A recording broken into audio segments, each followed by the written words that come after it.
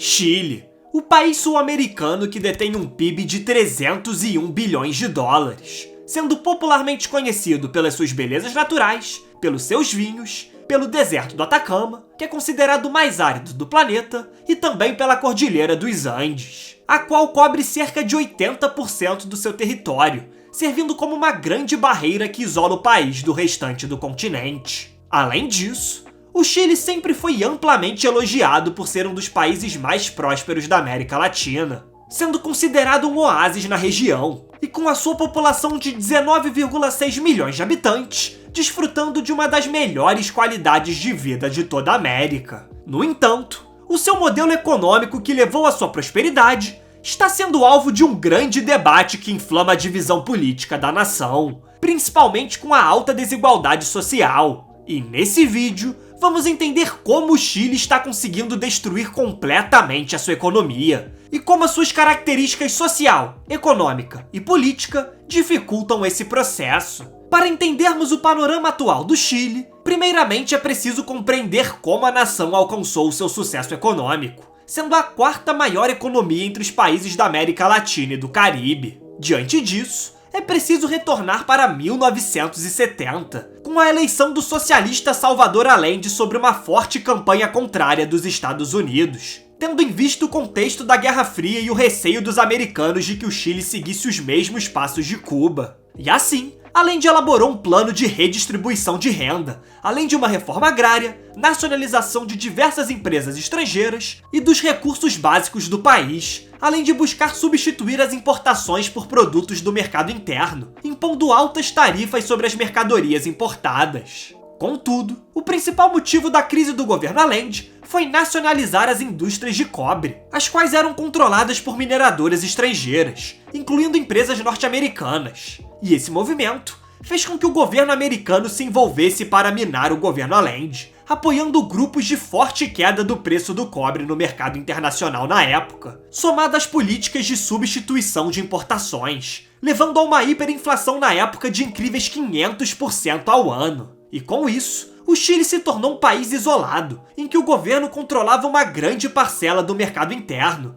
dominando cerca de 70% do setor produtivo chileno. E dessa maneira, a crescente insatisfação da população e o apoio dos Estados Unidos culminaram em um golpe de Estado em 1973 e na queda e morte do Salvador Allende, e como consequência, a ascensão ao poder do general Augusto Pinochet, que viria a governar por 16 anos o Chile com uma ditadura com forte repressão política. Em um primeiro momento, Pinochet implementou mudanças bruscas e estruturais no país junto com os Chicago Boys, que era um grupo de economistas liberais que implementaram diversas reformas, acabando com as barreiras comerciais, reduzindo a intervenção estatal no mercado, dando independência ao Banco Central, cortando impostos e organizando um extenso programa de privatizações, desde saúde e educação até bancos e indústrias. E, inicialmente, essas políticas não foram bem sucedidas, pois houve uma queda no PIB de mais de 11% entre 75 e 82. Sendo assim, visando solucionar a inflação altíssima, o governo resolveu fixar a taxa de câmbio do país em 39 pesos por dólar americano, que somadas às altas taxas de juros, levaram à supervalorização do peso chileno, dificultando a competitividade do país no mercado externo, além de resultar em algumas mudanças políticas do governo Pinochet, como o maior intervencionismo e aumento dos gastos, além da estipulação de controle de capitais, aumento de impostos e regulação bancária. Todavia, essa abertura econômica do país, atrelada a uma política cambial concreta, promoveram uma estabilidade financeira, tornando o país atrativo para investimentos e para o comércio internacional. Dessa maneira, o fim da ditadura de Pinochet e a restauração da democracia trouxeram uma estabilidade, com o país mantendo um alto nível de crescimento econômico e melhorando a qualidade de vida da sua população, enquanto manteve o mesmo modelo econômico da época, sendo um dos países mais livres do planeta e um dos melhores para se empreender. E com toda essa prosperidade econômica, a qualidade de vida do povo chileno melhorou muito desde a década de 80, com a renda per capita aumentando em mais de 6 vezes, além do índice de pobreza cair de 62% para apenas 8%, com a nação detendo atualmente o maior IDH da América Latina. Sendo assim, surge a pergunta de como o Chile conseguiu destruir completamente a sua economia. Para responder a essa questão, é de extrema importância analisarmos o contexto da política econômica, onde historicamente a alta dependência pelo mercado externo e a mineração dominam completamente a economia do país. Em 2021, as exportações de minério chegaram a representar mais de 63% das exportações chilenas, especialmente pelo cobre, com o Chile atualmente sendo o maior exportador desse minério no mundo, e pelo lítio, com a nação chilena detendo metade das reservas mundiais desse minério, que se torna ainda mais fundamental com a alta demanda para a indústria de veículos elétricos. Entretanto, a política do Chile se concentra nas vantagens comparativas do país, dando maior importância à extração de recursos naturais e não investindo suficientemente em setores estratégicos que poderiam diversificar a sua economia. Durante o crescimento econômico chileno das décadas de 80 e 90, boa parte desse crescimento está relacionado aos altos preços do cobre. Para se ter noção, entre 2014 e 2019, com a crescente desvalorização do preço do cobre no mercado internacional, o país cresceu em média apenas 2% ao ano, ocupando o 17º lugar entre as 33 economias da América Latina e do Caribe. Além disso, apesar do território riquíssimo em minérios, o Chile carece de reservas de petróleo significativas, assumindo o papel de importador dessa commodity. E esse fato se torna um problema quando ocorrem situações como a guerra da Ucrânia, por exemplo, quando naturalmente existe uma oscilação do preço dos combustíveis, afetando diretamente a cadeia de produção chilena. Sendo assim, a sua moeda é muito volátil dada a natureza da sua economia, com esses fatores tendo um papel determinante na queda do peso chileno, que teve uma desvalorização de 15% em julho de 2022, e fechando o ano passado com a inflação mais alta desde 1993. E o atual governo chileno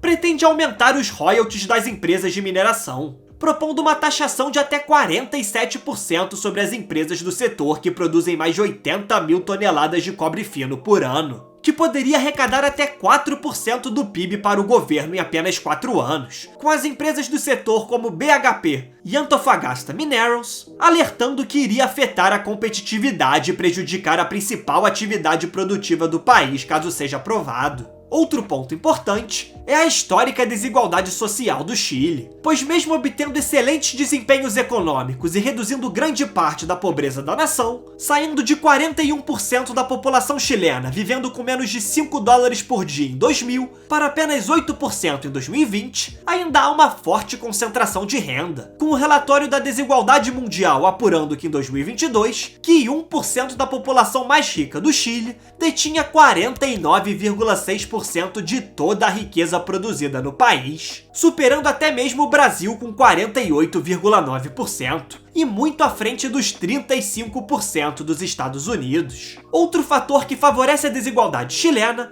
é a falta de concorrência nos seus principais setores, como finanças, mineração e o varejo. E nessa perspectiva, o país ocupa o 6º lugar entre as nações mais desiguais de toda a Terra, com até 30% da população do país estando endividada e economicamente vulnerável. E essa questão pode ser explicada, pois por trás do seu sucesso econômico, as privatizações feitas no passado atingiram todos os serviços ofertados pelo governo à população. E nesse contexto, nem todos conseguiram acompanhar o ritmo de desenvolvimento, pesando consideravelmente sobre os mais pobres, que sofrem com baixíssimas pensões do sistema previdenciário privado e precisam pagar para ter acesso à saúde e à educação. Para se ter uma ideia, estima-se que até 85% da população chilena não tem condições de pagar por saúde, e um curso de nível superior no país estaria custando aos estudantes cerca de 40% da renda média. Diante dessa questão, é fato de que nem todos os chilenos conseguem bancar os altos custos de mensalidade de um curso superior, e mesmo que o país tenha programas de ingressos gratuitos para pessoas de baixa renda, os desafios de inclusão da educação chilena ainda são muitos,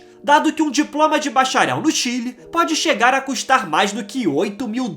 por ano. Outra questão que é válida mencionar é que esses problemas sociais do Chile acabam causando uma intensa polarização política vivida no país, pois depois dos protestos de 2019, quando milhões de chilenos foram às ruas protestar diante da desigualdade que assolava o país, pedindo uma nova constituição que envolvesse os principais problemas do Chile, o ex-presidente Sebastián Piñera foi obrigado a convocar uma nova constituição, e posteriormente a nação buscou mudanças com a eleição do presidente mais novo da história do Chile, Gabriel Boric, que é considerado de esquerda e com promessas de mudanças profundas no cenário chileno. No entanto, Boric tem acumulado diversos fracassos, não conseguindo passar a reforma tributária na Câmara dos Deputados, além de um aumento em 44% na criminalidade no ano passado, e sofrendo com uma rejeição de 61% da população na sua proposta da nova Constituição, que seria a mais progressista do mundo, devido a leis que iriam abordar questões como a proteção ambiental, defesa dos direitos dos povos indígenas,